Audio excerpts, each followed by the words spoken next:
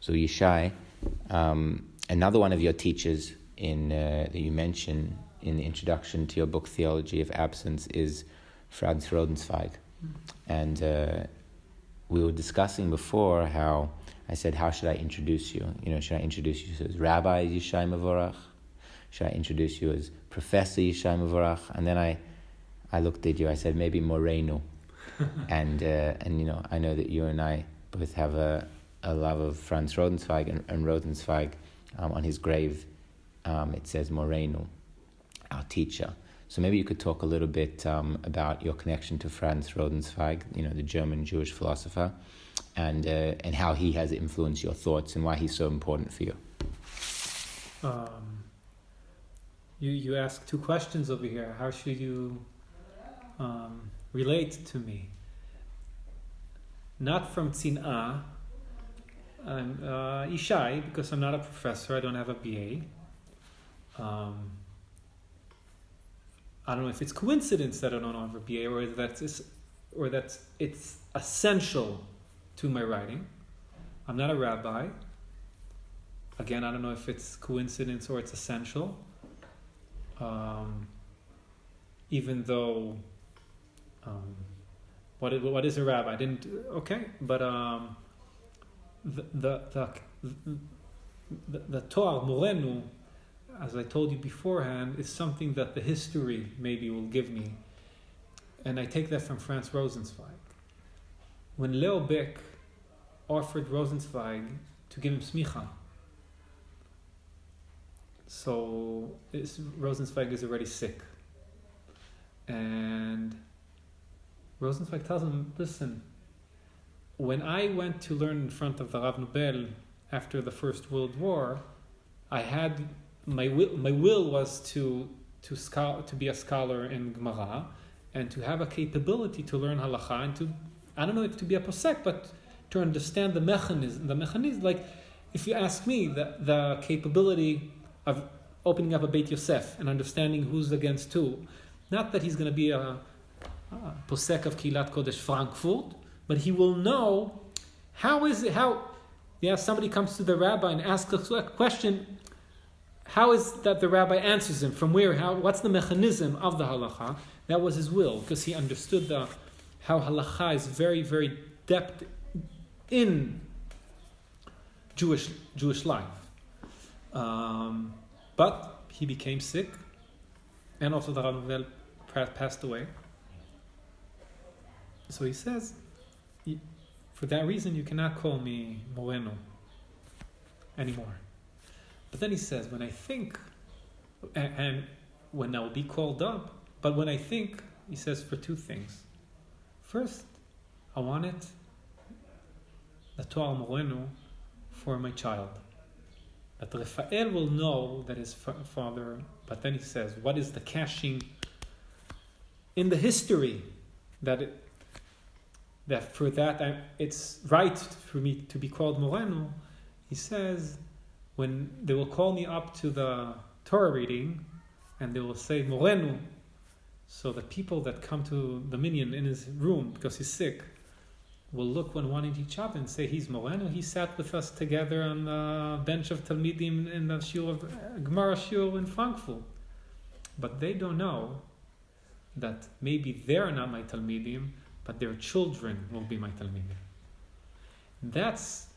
He had, because he's right, because Star of Redemption and his igot, his letters, he knew then, and I think it's very nice todah atzmit, erech atzmi, his self-value, that he's going to be Moreno. So from that, he asked to be called, not to be called, but that it should be there, and then on his matzeva. By me, I don't know, I don't have that vadaut, but if something will be right for me is Moreno. The history will say, like, in the future, maybe that will be right for me. So until that future is not here, and I don't know if I will ever see that future, but Yishai. Now, the influence of Rosenzweig on my life, it's a very broad question. And we don't have, so I will try to give a glimpse. I'll give a glimpse of what's Rosenzweig for me, because I can tell you he's one of the Tzadikei Adorot for me. That's the reason I went to his grave in Frankfurt to read Tehillim, as I did to Reb Nachman and to Baal Shem Tov. His influence on me, I will give an episode. In my house, in the salon, the living room, I have 3 pictures. Square pictures, one next to each other. Rav Shagar, Rosenzweig, and my grandfather. His picture is on the book Hayehudi Shel HaKatzeh, Reb Chaim Yosef Fishman, Ben Rabbi Elimelech. As you see in the picture, my grandfather is a shtetl yid.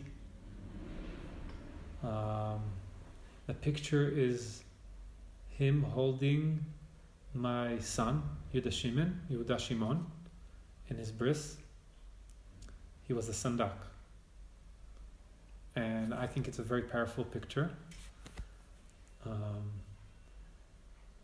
My child name is Yehuda Shimon on Shem Rav Shagar, Shimon, and his nickname in the family, in all the Mevorach family, is Yehuda Shimon, because when my grandfather stood to speak in the Sukkah, it was in Sukkot, so he referred to the baby as Yehuda Shimon. That's how in Yiddish, Yehuda Shimon, and from then on, that's his name. When I'm saying that, as you see, he's a Jew from the shtetl. He's a Jew that the modern times didn't struck his belief. The Holocaust struck his belief, but I'm not dealing with this now. I'm dealing with the pre-Holocaust, with the Jew of the edge, the Jew from the shtetl. And I always conceived that Judaism from my grandfather. Satmer, he used to be very close to Rab Satmer and Rabbi Yolish Mikarastir, Rabbi Shaila Mikarastir, Rabbi Yolish Misar, Rabbi Shaila Mikarastir. But I had always this split between Rav Shagar's belief, Emunat HaShe'erit, She'erit HaEmunah, very intellectual Judaism. And on the other side, my grandfather, he was a very prestige and profound person, my grandfather. But his datiyut, his yahadut, was very simple. And it was divided by me, like I couldn't. And Rosenzweig is the one that gave me to see that the powerful Judaism, the powerful intellectual Judaism, the powerful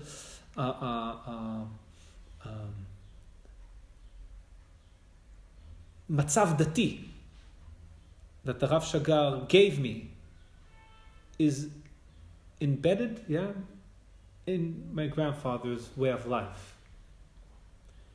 That's why Rosenzweig is between them in my living room.